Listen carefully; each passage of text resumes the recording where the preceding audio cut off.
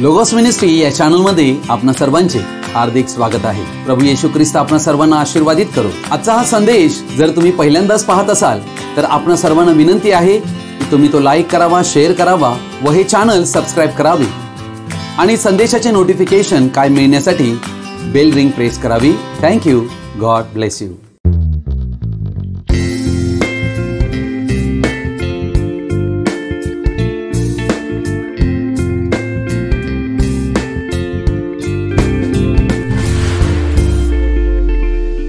आज एका महत्त्वाच्या विषयाकडे आम्ही आमचं लक्ष लावणार आहोत आणि या विषयाचं शीर्षक आहे, काय तारण फक्त विश्वासाद्वारे आहे। आज संपूर्ण जगामध्ये अशा प्रकारे ख्रिस्ताची सुवार्ता सांगण्यात येत आहे की तुम्ही केवळ विश्वास करा प्रभू येशू ख्रिस्तावर, तुमचे तारण होईल। आणि यामुळे असा विश्वास प्रचलित झालेला आहे की केवळ विश्वास ठेवला तर तारण होते। आणि या कारणामुळेच आज आम्ही या विषयाकडे आमचं लक्ष बारकाईने अभ्यासपूर्वक लावणार आहोत। पवित्र शास्त्र बायबल नक्की आम्हाला काय शिकवत आहे या गोष्टींकडे आपण आपलं लक्ष लावूया।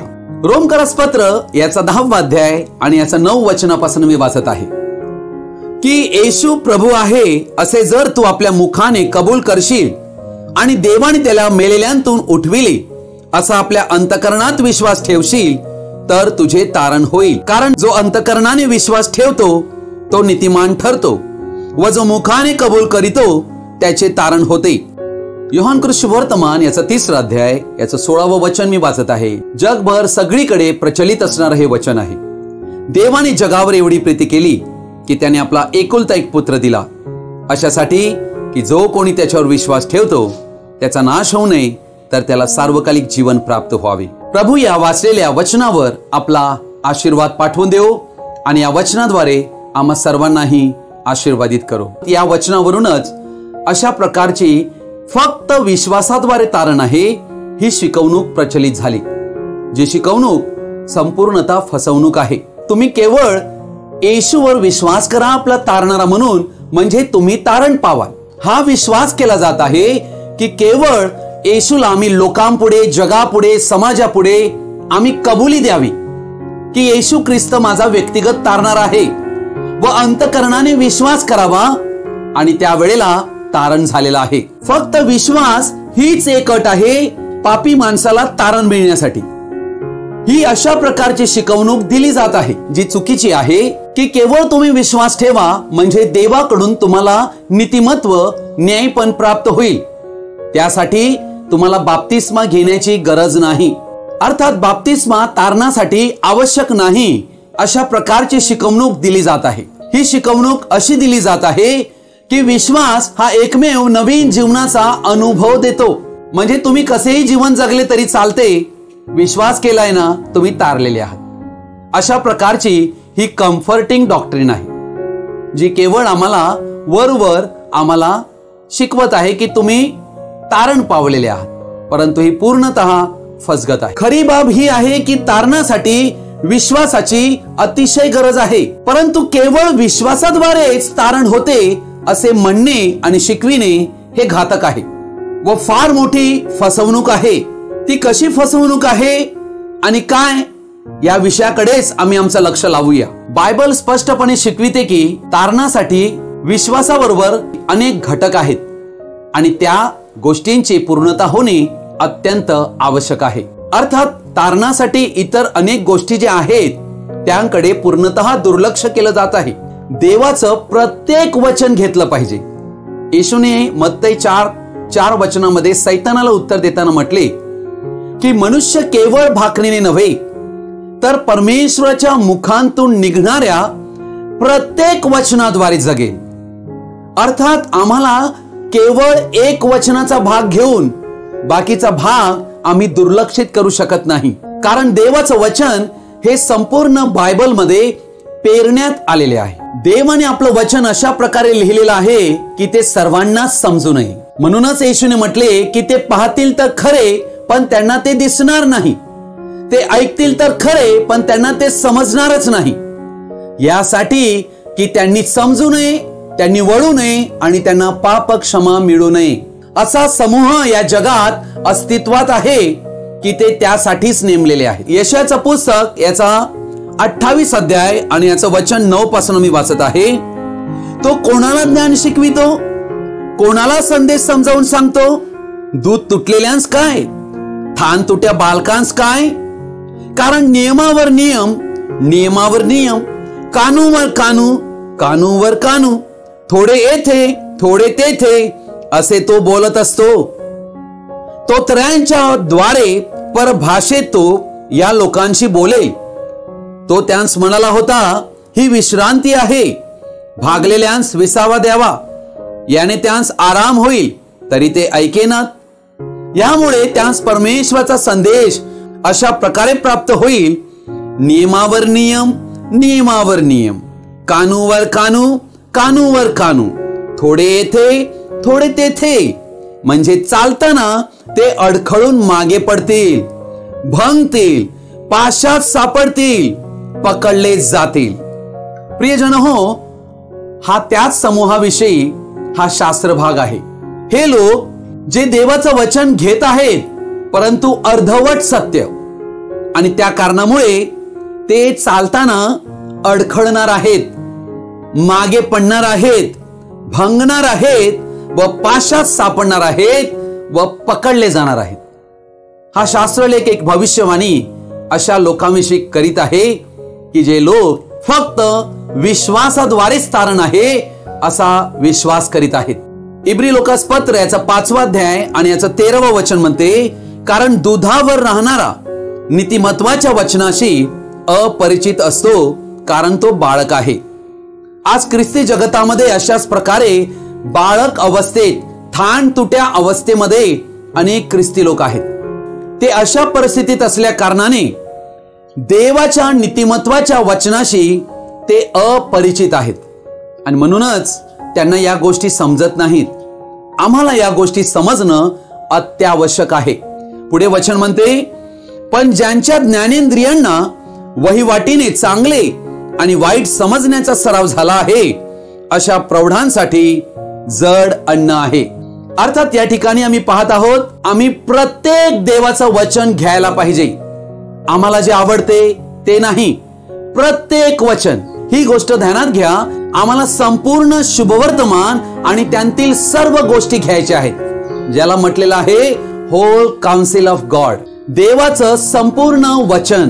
प्रेषितांची कृत्ये 20वा अध्याय 27व वचन म्हणते, कारण देवाचा संपूर्ण मनोदय तुम्हा सांगण्यास मी कसूर केली नाही. अर्थात देवाचा संपूर्ण मनोदय म्हणजे काय? Whole council of God. देवाचं वचन एखादच मला आवडलंय, दुसरं मला पचत नाहीये म्हणून मी ते बाजूला काढतोय, तर आम्ही देवाच्या वचनाला वजा करत आहोत. तारणाचा विचार त्या व्यक्तीने सोडून द्यावा. यांतूनच संप्रदाय तयार झालेले आहेत. सांप्रदायिक मंडळ्या या ख्रिस्ताच्या मंडळ्या नाही आहेत. त्यांनी देवाच्या वचनात सर्रासपणे भर घातली आहे व सर्रासपणे त्यांतून काढून टाकलेले आहे. आम्हाला देवाचा संपूर्ण मनोदय स्वीकारणे अत्यंत आवश्यक आहे तारणासाठी. प्रेषितांची कृत्ये याचा 3रा अध्याय 22 आणि 23 वचन प्रभू येशू ख्रिस्ताविषयी मोशेने दिलेली भविष्यवाणी आहे आणि त्यात काय लिहिलेलं आहे ऐकूया. मोशेनेही म्हटलेच आहे, प्रभू देव तुम्हासाठी माझ्यासारखा संदेष्टा तुमच्या बांधवामधून उभा करील. तो जे काही तुम्हाला सांगेल त्याप्रमाणे सर्व गोष्टीत त्याचे ऐका. सर्व गोष्टीत आम्हाला त्याचे ऐकायचं आहे. आणि असे होईल की जो कोणी त्या संदेशाचे ऐकणार नाही तो लोकांतून अगदी नष्ट केला जाईल. येशूने जे जे आम्हाला सांगितले ते आम्ही मानायला हवे असे आम्हाला शिकविते. ते ऐकत नसू तर त्याचा स्वजनांतून उच्छेद केला जाईल असं वचन आम्हाला शिकवत आहे. केवळ विश्वासाद्वारे नाही पण सुवार्तेवर विश्वास केल्या कारणानेही तारण आहे. करंथीकरास पहिले पत्र याचा 15वा अध्याय 1 आणि 2 वचन म्हणते, बंधुजन हो, जी सुवार्ता मी तुम्हाला सांगितली, जिचा तुम्ही स्वीकार केला, जिच्यात तुम्ही स्थिरही राहत आहात, जिच्याद्वारे तुमचे तारण होत आहे, पहा तीच सुवार्ता मी तुम्हास कळवितो. ज्या वचनाने मी तुम्हास ही सुवार्ता सांगितली त्या वचनानुसार ती तुम्ही दृढ धरली असेल नसल्यास तुमचा विश्वास व्यर्थ आहे. ही वचने अत्यंत महत्वाची आहेत. सुवार्ता ही संपूर्ण वचनांनी भरलेली आहे. म्हणून आम्हाला संपूर्ण आणि प्रत्येक वचन स्वीकारणं आवश्यक आहे. आम्ही कोणती तरी एक बाजू आम्हाला पटली आहे ती आम्ही घेतो आणि बाकीची सोडून देतो. अशा प्रकारे देवाच्या वचनांतून उणे करण्याचा आम्हाला अधिकार नाहीये. योहान कृत शुभवर्तमान याचा 12वा अध्याय 42 आणि 43 वचन मी आपणापुढे वाचत आहे. असे असूनही अधिकाऱ्यांतून देखील पुष्कळ जणांनी त्याच्यावर विश्वास ठेवला, परंतु आपण सभा बहिष्कृत होऊ नये म्हणून परुषामुळे ते तसे कबूल करीत नव्हते, कारण त्यांना देवाकडील गौरवापेक्षा मानवाकडील गौरव अधिक प्रिय वाटले. प्रियजन हो, या ठिकाणी आम्ही पाहत आहोत या अधिकाऱ्यांतून पुष्कळ जणांनी येशूवर विश्वास ठेवलेला आहे, परंतु या विश्वासाद्वारे त्यांना तारण मिळालेलं नाहीये. ध्यानात घ्या, ही गोष्ट आम्हाला समजणं अत्यंत आवश्यक आहे. अर्थात या ठिकाणी विश्वासाचा हा प्रकार पहा, जो विश्वास तारण देत नाहीये. या व्यक्तींचा देवावर व येशूवर विश्वास असूनही तारण त्यांना मिळत नाही या विश्वासाद्वारे. परंतु परुषी लोक जे आहेत ते आम्हाला सभा बहिष्कृत करतील या कारणाने ते घाबरलेले आहेत. असा विश्वास काय कामाचा ज्या विश्वासामध्ये कृतीच नाही. याकोबाचे पत्र याचा 2रा अध्याय आणि याचं 14वं वचन मी वाचत आहे. माझ्या बंधूंनो, माझ्या ठाई विश्वास आहे असे कोणी म्हणत असून तो क्रिया करीत नाही तर त्यापासून काय लाभ? तो विश्वास त्याला तारायला समर्थ आहे काय? प्रश्न आहे. प्रियजन हो, विश्वासाबरोबर कृती हवी आहे. क्रिया जर नाही तर या ठिकाणी वचन काय म्हणते? वचन 17, याप्रमाणे विश्वासाबरोबर जर क्रिया नाही तर तो जात्या निर्जीव आहे. म्हणजे विश्वास केवळ विश्वास ठेवलेला आहे, तो केवळ विश्वास पूर्णतः निर्जीव आहे, मेलेला आहे असं पवित्र शास्त्र घोषित करत आहे. वचन 20 म्हणते, अरे बुद्धिहीन मनुष्या, क्रिया वाचून विश्वास निरर्थक आहे हे समजायला तुला हवे काय? आपला बाप अब्राहम याने आपला पुत्र इसहाक याला यज्ञ वेदीवर अर्पिले, या तो क्रियांनी नीतिमान ठरला नव्हता काय? विश्वास त्याच्या क्रियासहित कार्य करीत होता आणि क्रियांनी विश्वास पूर्ण झाला हे तुला दिसते. प्रियजन हो, विश्वासाची पूर्णता क्रियाद्वारे आहे. म्हणून क्रिया असल्याशिवाय विश्वास नाही. विश्वास मेलेला आहे, लक्षात घ्या. म्हणून क्रिया या ठिकाणी अत्यंत आवश्यक आहे. 23 आणि 24 वचन म्हणते, अब्राहमाने देवावर विश्वास ठेवला. बघा, विश्वास ठेवला अब्राहमाने आणि ते त्याला नीतिमत्व असे गणण्यात आले आणि त्याला देवाचा मित्र म्हणण्यात आले. हा शास्त्रलेख पूर्ण झाला. तर मग केवळ विश्वासाद्वारेच नव्हे तर क्रियांनी मनुष्य नीतिमान ठरतो हे तुम्ही पाहता. या ठिकाणी आम्ही पाहत आहोत अब्राहमाने क्रिया केलेली आहे आणि ती क्रियाच आमच्या जीवनामध्ये विश्वासाबरोबर असायला हवी. वचन 26 म्हणते, म्हणून जसे शरीर आत्म्या वाचून निर्जीव आहे तसा विश्वासही क्रिया वाचून निर्जीव आहे. अशा निर्जीव विश्वासाद्वारे कोण असा दावा करू शकेल की आम्ही तारण पावलेलो आहोत? प्रियजन हो, ही गोष्ट आमचे डोळे उघडणारी आहे. म्हणून या वचनांकडे आपलं लक्ष बारकाईने द्या, यावर अभ्यास करा, चिंतन मनन करा. अन्यथा आमची फसगत होईल. आमचे तारण झालेले आहे की नाही हे आम्ही पवित्र शास्त्रांतील वचनाद्वारे खात्रीपूर्वक शोधायला हवे. सर्वात महत्वाची गोष्ट ही आहे, या संपूर्ण बायबलच्या शास्त्रलेखामध्ये एकही वचन असं शिकवत नाही की केवळ विश्वासाद्वारे तारण प्राप्त होते. ध्यानात घ्या, जे असा दावा करीतात व विश्वास करीतात की केवळ विश्वासाची गरज आहे, बाप्तिस्म्याची गरज नाही, तर मला त्यांनी एक तरी वचन दाखवून द्यावे या बायबल मधून की केवळ विश्वासाचीच गरज आहे, बाप्तिस्म्याची गरज नाही. ही गोष्ट खरी आहे की आम्ही विश्वासाद्वारे तारण पावलेलो आहोत, परंतु आम्ही केवळ विश्वासाद्वारे तारण पावलेलो आहोत असे नाहीये. कारण आज्ञा पालनाची देखील गरज आहे. कारण एकही वचन असं शिकवत नाही की आज्ञा पालनाची गरज नाही, बाप्तिस्म्याची गरज नाही, केवळ विश्वास ठेवण्याची गरज आहे. म्हणूनच आम्हाला हे सत्य समजणं गरजेचं आहे. फक्त विश्वासाने तारण ही शिकवणूक येशूच्या आज्ञांचे आज्ञापालन आवश्यक नाही असे शिकविते व ते पूर्णतः चुकीचे आहे. फक्त विश्वासाद्वारे तारण नाही, आज्ञा पालनाद्वारे तारण आहे. इब्री लोकास पत्र 5वा अध्याय याचं 9वं वचन मी आपल्या पुढे वाचत आहे. आणि परिपूर्ण केला जाऊन तो आपल्या आज्ञेत राहणाऱ्या सर्वांचा युगानयुगीच्या तारणाचा कर्ता झाला. अर्थात या ठिकाणी प्रभू येशू ख्रिस्ताविषयी दिलेला आहे, जो परिपूर्ण केला गेला, तो त्याच्या आज्ञेत राहणाऱ्या व्यक्तींचा तारणाचा कर्ता झाला. म्हणून येशू ख्रिस्ताच्या आज्ञा जर पाळल्या नाहीत तर केवळ विश्वासाद्वारे, फक्त विश्वासाद्वारे तारण नाहीये. ही गोष्ट आम्ही समजून घ्यायला हवी. प्रेषितांचे कृत्ये 5वा अध्याय 32 वचन म्हणते, या गोष्टीविषयी आम्ही साक्षी आहो आणि देवाने आपल्या आज्ञा पाळणाऱ्यांना जो पवित्र आत्मा दिला आहे तोही साक्षी आहे. या वचनांतून आम्हाला काय आढळते? देव पवित्र आत्मा त्याच्या आज्ञा पाळणाऱ्यांनाच देतो. म्हणूनच आज्ञापालन तारणासाठी अत्यावश्यक आहे. आज्ञा पालनाशिवाय प्रेम आम्ही करू शकत नाही. उदाहरणार्थ, एक पती आणि पत्नी आहेत. पती पत्नी एकमेकावर विश्वास ठेवतात, परंतु पत्नी विरुद्ध जर तो काही करीत असेल तर तो विश्वास कसला? हीच गोष्ट आमचं देवाबरोबरचं नातं याच्याशी संबंधित आहे. प्रभू येशू ख्रिस्ताने योहान सुवर्तमान 14 अध्यायातल्या 15व्या वचनात म्हटले, माझ्यावर तुमची प्रीती असली तर तुम्ही माझ्या आज्ञा पाळाल.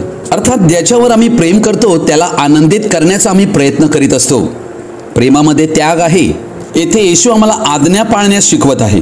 अर्थात या तर्कावर आम्ही जर विचार केला तर आम्हाला ही गोष्ट देखील विचारात घेणे आवश्यक आहे की विश्वासाबरोबर पाप कबुली व पश्चाताप हा हवाच. कारण केवळ विश्वासाद्वारे कोणीही तारण पाहू शकत नाही. पाप कबुलीची गरज आहे, पश्चातापाची गरज आहे. काय आम्हापैकी कोणी असं म्हणण्याची हिम्मत करू शकतो की पाप कबुली आणि पश्चातापाची ही गरज नाही, केवळ विश्वासाची गरज आहे? तारणासाठी पाप कबुली आणि पश्चाताप आवश्यक आहेच, परंतु बाप्तिस्माही आवश्यक आहे असे पवित्र शास्त्र ठामपणे शिकवत आहे. मार्क सुवर्तमान याचा 16वा अध्याय आणि 16वं वचन स्पष्ट शब्दात म्हणत आहे, जो विश्वास धरतो व बाप्तिस्मा घेतो त्याचे तारण होते. आम्ही हे वचन नाकारू नाही शकत आणि आम्ही असा दावा करू शकत नाही की केवळ विश्वासाद्वारे तारण आहे. प्रभू येशू ख्रिस्त स्वतः हा शब्द या ठिकाणी म्हणत आहे, जो विश्वास धरतो व बाप्तिस्मा घेतो त्याचे तारण होईल. जो विश्वास धरीत नाही तो शिक्षेस पात्र ठरेल. असे आम्ही म्हणू शकत नाही की याची गरज नाही, कारण आम्ही देवाच्या वचनातनं काहीतरी उणे करत आहोत जे आम्हाला पटत नाही. म्हणून देवाच्या वचनांना आम्हाला त्यागता कामा नये, दुर्लक्षित करता कामा नये. गलतीकारस पत्र 30 अध्याय आणि 27वं वचन म्हणते, कारण तुम्हामधील जितक्यांचा ख्रिस्तामध्ये बाप्तिस्मा झाला आहे तितक्यांनी ख्रिस्ताला परिधान केले आहे. आज अनेक ख्रिस्ती व्यक्ती तारणासाठी बाप्तिस्माचा स्वीकार करीत नाही. प्रियजन हो, जे बाप्तिस्मा स्वीकारत नाही आहेत या ठिकाणी वचन स्पष्ट सांगत आहे की बाप्तिस्म्याच्या द्वारे आम्ही ख्रिस्ताला परिधान करीतो, म्हणजेच आम्ही ख्रिस्ताला नेसतो. ख्रिस्ताला नेसणे म्हणजे काय? उत्पत्ती 3 अध्यायामध्ये आम्ही पाहतो की देवाने आदम आणि हव्वा पापानंतर नग्न झाल्यावर त्यांना कोकऱ्याचं चर्म वस्त्र आणून दिलेलं आहे. ज्या वेळेला ते चर्म वस्त्र त्यांनी परिधान केलेलं आहे त्यांतून रक्त निघत होतं. ते रक्त त्यांच्या पायाला लागले होते आणि ते त्यांना दाखवित होते की आम्हाला आमची लाज झाकण्यासाठी कोकऱ्याला मरावे लागलेले आहे. आणि हा कोकरा प्रभू येशू ख्रिस्त याला दर्शवित होता. येशू ख्रिस्त जो देवाचा कोकरा, जगाची पापे हरण करणारा, त्याला ज्या वेळेला आम्ही प्रेषित 2:38 वचनाप्रमाणे प्रभू येशू ख्रिस्ताच्या नावात बाप्तिस्मा पावतो तेव्हा आम्ही त्याला परिधान करीतो. म्हणजे बाप्तिस्म्याद्वारे आमची लाज झाकली जाते, देवापुढे आम्ही उघडे ठरत नाही. आणि हेच देवाकडून, ख्रिस्ताकडून प्राप्त होणारं नीतिमत्वाचं वस्त्र आहे. म्हणून कोणी असं सांगू नये की फक्त विश्वासाद्वारे तारण आहे, बाप्तिस्म्याची आवश्यकता नाही. आज्ञा पालनाच्या कृती पाप क्षमेसाठी अटी आहेत. येशूचे रक्त हे मनुष्यांच्या पापमोचनासाठी आज्ञा पालनाच्या वेळी, बाप्तिस्म्याच्या वेळेला कार्य करीत असते. प्रेषितांची कृत्ये 17 अध्याय आणि याचं 30वे वचन म्हणते, अज्ञानांच्या काळाकडे देवाने डोळेझाक केली, परंतु आता सर्वांनी सर्वत्र पश्चाताप करावा अशी तो माणसांना आज्ञा करीतो. अर्थात पश्चाताप करणे ही प्रभूची आज्ञा आहे. जर आज्ञा पाळणे आवश्यक नाही तर मग पश्चाताप करणे तारणासाठी आवश्यक नाही, असा त्याचा अर्थ होतो. म्हणून आज्ञा पालनाची आवश्यकता नाही म्हणणे पूर्णतः चुकीचं आहे. प्रेषितांची कृत्ये 8 अध्याय 11 ते 13 वचन मी वाचत आहे. त्याने त्यांना बऱ्याच दिवसापासून आपल्या जादूगारीने थक्क केले होते, म्हणून त्यांचे लक्ष त्याच्याकडे होते. तरी पण फिलिप देवाचे राज्य व येशू ख्रिस्ताचे नाव याविषयीची सुवार्ता सांगत असता लोकांचा विश्वास बसला आणि पुरुष व स्त्रिया यांचा बाप्तिस्मा झाला. स्वतः शिमोनानेही विश्वास धरला व बाप्तिस्मा घेऊन तो फिलिपाच्या सहवासात राहिला. आणि घडत असलेली चिन्हे व महापराक्रमाची कृत्ये पाहून तो थक्क झाला. अर्थात या ठिकाणी आम्ही पाहत आहोत, शिमोन नावाचा हा जादूगार हा या ठिकाणी फिलिपाद्वारे होणारी महत् कृत्ये याद्वारे फार प्रभावित झाला होता, थक्क झाला होता. वास्तविक त्याच्या अंतकरणाचे परिवर्तन झाले नव्हते, तरीही त्याने बाप्तिस्मा घेतला होता व त्याने विश्वास धरला होता, परंतु त्याच्या जीवनामध्ये काहीच बदल नव्हता. हे वचन आम्हाला हे दाखवत आहे की अनेक अशी ख्रिस्ती जगतामधील लोक चिन्ह चमत्कार याद्वारे ती फार थक्क होतात, प्रभावित होतात व त्या कारणामुळे ते बाप्तिस्मा घेतात, परंतु त्यांच्या जीवनात खरा पश्चाताप न झाल्या कारणाने केवळ एक सुक्का दगड ओला करण्याचं कार्य या बाप्तिस्म्याच्या वेळेला होत असते. परिवर्तन न झालेल्या अशा व्यक्तीला दिलेला बाप्तिस्मा निश्चितच तारण करीत नसतो. म्हणून आम्ही जर पाहिलं तर 18व्या वचनापासून ते 24व्या वचनात शिमोनाला पवित्र आत्मा मिळावा असा अधिकार पैसे देऊन हवा होता. आणि त्यावेळेला संत पेत्र त्याला म्हणतो की तुला यामध्ये काही वाटा नाही, तुझे अंतकरण देवाच्या दृष्टीने नीट नाही.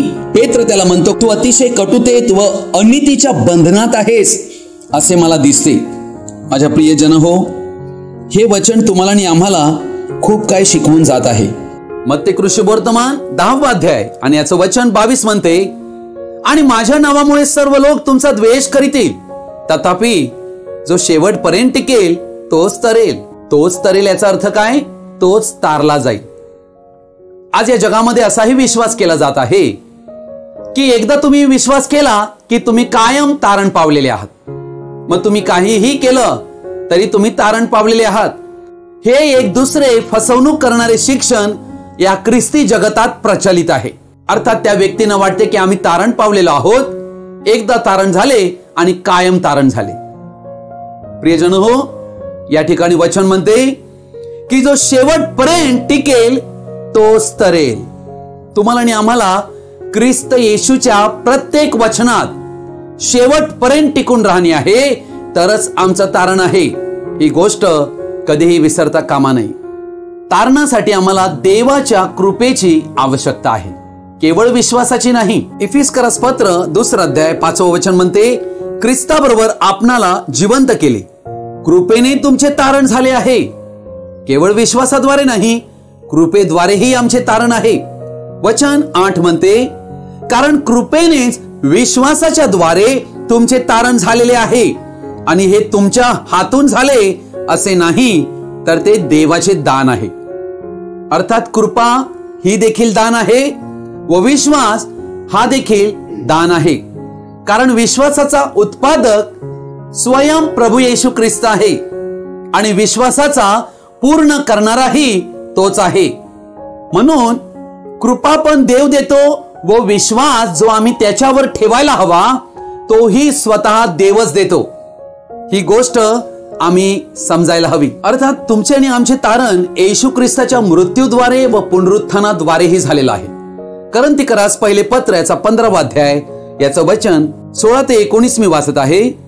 कारण मेलेले उठविले जात नसतील तर ख्रिस्तही उठविला गेला नाही, आणि ख्रिस्त उठविला गेला नसेल तर तुमचा विश्वास निष्फळ. तुम्ही अजून आपल्या पापातच आहात, आणि ख्रिस्तामध्ये जे महानिद्रा घेत आहेत त्यांचाही नाश झाला आहे.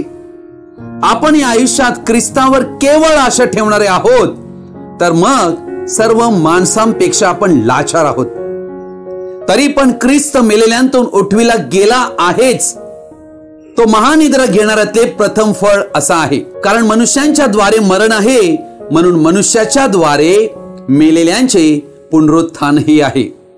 या ठिकाणी आम्ही पाहत आहोत ख्रिस्त येशूचा होणारा मृत्यू आणि पुनरुत्थान या दोन्हीही गोष्टी आमच्या तारणासाठी अतिशय आवश्यक आहेत. देवावर प्रेम करण्याद्वारे आम्हाला तारण मिळते, फक्त विश्वासाद्वारेच नाही. कारण आम्ही पाहतो की देवाने इस्रायल लोकांना आज्ञा दिली की तू आपला देव परमेश्वर याच्यावर पूर्ण अंतःकरणाने, पूर्ण मनाने, पूर्ण जीवाने प्रीती कर.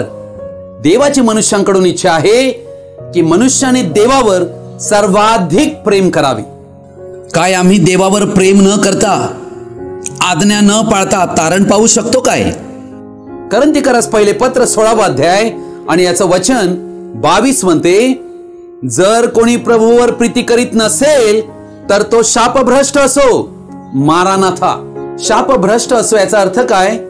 तारण गमावले. प्रभूवर आम्ही प्रीती केलीच पाहिजे, कारण त्यामध्येच आमचं तारण आहे. फक्त विश्वासाद्वारे तारण नाही, विश्वासयुक्त राहावे लागेल. प्रकटीकरण 2 अध्याय 10वं वचन म्हणते, तुला जे काही सोसावे लागणार आहे त्याचे भय धरू नको.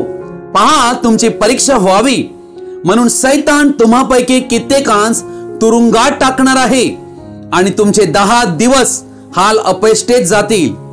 मरेपर्यंत तू विश्वासू राहा, म्हणजे मी तुला जीवनाचा मुकुट देईन. विश्वासयुक्त राहणे ही ख्रिस्ती व्यक्तीचं सर्वात मोठं कर्तव्य आहे. म्हणूनच आम्ही जर फक्त विश्वास ठेवला आहे व आम्ही विश्वासयुक्तपणे वागत नसू तर आमचे तारण नाहीये. म्हणून तारणासाठी विश्वासयुक्तपणे राहणे अतिशय आवश्यक आहे. प्रेषितांची कृत्ये 2 अध्याय 47 वचन म्हणते, सर्व लोक त्यांना प्रसन्न असत, आणि प्रभू तारण प्राप्त होत असलेल्या माणसांची दररोज त्यांच्यात भर घालीत असे. अर्थात प्रेषितांच्या युगात ख्रिस्ताच्या मंडळीची वाढ कशी होत चाललेली आहे, तर ते सर्वजण तारण प्राप्त होत असता प्रत्येक व्यक्ती मंडळीमध्ये आलेला आहे, ख्रिस्ताच्या खऱ्या मंडळीमध्ये आलेला आहे, आणि प्रभू त्या प्रत्येकांना दररोज जोडत आहे. अर्थात या ठिकाणी आम्ही पाहत आहोत देवाने आपली मंडळी या जगात ठेवली आहे आणि ती ख्रिस्ताची शरीर आहे. जर आम्ही ख्रिस्ताच्या शरीराचे भाग बनलो आहोत तर आम्हाला त्या मंडळीत नित्य नियमाने येणे आणि प्रभूचा धन्यवाद करणे, पवित्र जनांबरोबर सहभागिता करणे अत्यंत आवश्यक आहे. आमच्या व्यक्तिगत तारणाचा हा अविभाज्य भाग आहे. अनेक स्वतःला ख्रिस्ती समजणारे लोक जे फक्त विश्वासाद्वारे तारण मानतात ते चर्चला देखील जायला तयार होत नाही. चर्च म्हणजे देवाची मंडळी. येथे तुम्ही आणि आम्ही सहभागितेमध्ये येणं फार आवश्यक आहे. जे कोणी चर्चला जाणे नाकारतात आणि आम्ही केवळ घरी प्रार्थना करू अशा गोष्टींवर विश्वास करून देवाच्या मंडळीत जाणे नाकारतात, त्यांना तारण प्राप्ती नाहीये. ध्यानात घ्या, काही गोष्टी आम्ही स्वीकारतो व काही गोष्टींकडे आम्ही दुर्लक्ष करीतो. अर्थात ज्या वेळेला आम्ही सत्याकडे दुर्लक्ष करीतो त्यावेळेला आम्ही चुकांकडे व विरोधाकडे वळत असतो. एक उदाहरण मी आपल्याला देऊ इच्छितो. एक मोटर चालक ज्याला एक इन्स्ट्रक्शन मॅन्युअल द्वारे सांगण्यात आले की कार चालविण्यासाठी तुम्हाला चावीची गरज आहे. आम्ही चावी घेतली व इतर सूचना यांकडे दुर्लक्ष केले तर काय कार आपोआप चालेल काय? कधीच नाही. तसाच विश्वास ही तारणाची चावी आहे खरं, जी आम्हाला देवाची लेकरे बनण्याचा अधिकार देते योहान 1:12 प्रमाणे. परंतु ती विश्वासाची चावी मिळताच आम्ही लगेच व आपोआप देवाची लेकरे बनत नाही. केवळ आम्हाला अधिकार मिळाला आहे, पण त्यासाठी नव्याने जन्मने, पवित्र आत्म्याद्वारे व पाण्याद्वारे आम्हाला जन्मने अत्यंत आवश्यक आहे. तरच आम्ही देवाचे पुत्र बनू, तरच अनंत जीवन आम्हाला मिळेल आणि तरच आमचा स्वर्ग राज्यात प्रवेश होईल. लूका सुवर्तमान 6 अध्याय आणि याचं 46 वचनात प्रभू येशू म्हणतो, तुम्ही मला प्रभू प्रभू म्हणता, पण मी जे सांगतो ते का करीत नाही. अर्थात आम्ही येशूला प्रभू म्हणून स्वीकारला आहे आणि त्याला प्रभू प्रभू म्हणतोय, परंतु प्रभू जे आम्हाला सांगतोय ते आमची करण्याची इच्छा नाहीये. तर अशा प्रभूशी आमचं काय बरं नातं असावं. म्हणूनच मत्ते सुवर्तमान 7 अध्याय 21 वचनात प्रभू येशू म्हणतो, मला प्रभूजी प्रभूजी असे म्हणणाऱ्या प्रत्येकांचा प्रवेश स्वर्गाच्या राज्यात होईल असे नाही. जो माझ्या स्वर्गीय पित्याच्या इच्छेप्रमाणे वागतो त्याचा होईल. त्या दिवशी पुष्कळ जण मला म्हणतील, प्रभू प्रभू, आम्ही तुझ्या नावाने संदेश दिला, तुझ्या नावाने भूते घालविली व तुझ्या नावाने पुष्कळ महत्कृत्य केली नाहीत काय. तेव्हा मी त्यांना स्पष्ट सांगेन की मला तुमची कधीच ओळख नव्हती. अहो अनाचार करणाऱ्यांनो, माझ्या पुढून निघून जा. हे वचन अत्यंत स्ट्रॉंग आहे. आम्ही केवळ म्हणू की आम्ही फक्त विश्वासाद्वारे तारलेलो आहोत. प्रभू येशू म्हणतो, जो माझ्या स्वर्गीय पित्याच्या इच्छेप्रमाणे करीत नाही त्यांचा देवाच्या राज्यात प्रवेश होऊ शकत नाही. त्यांना येशूने शब्द वापरलेला आहे, अनाचार करणाऱ्यांनो. म्हणून फक्त विश्वास याद्वारे तारण ही अशा प्रकारची शिकवणूक आहे जी देवाच्या वचनातून वजा करत आहे.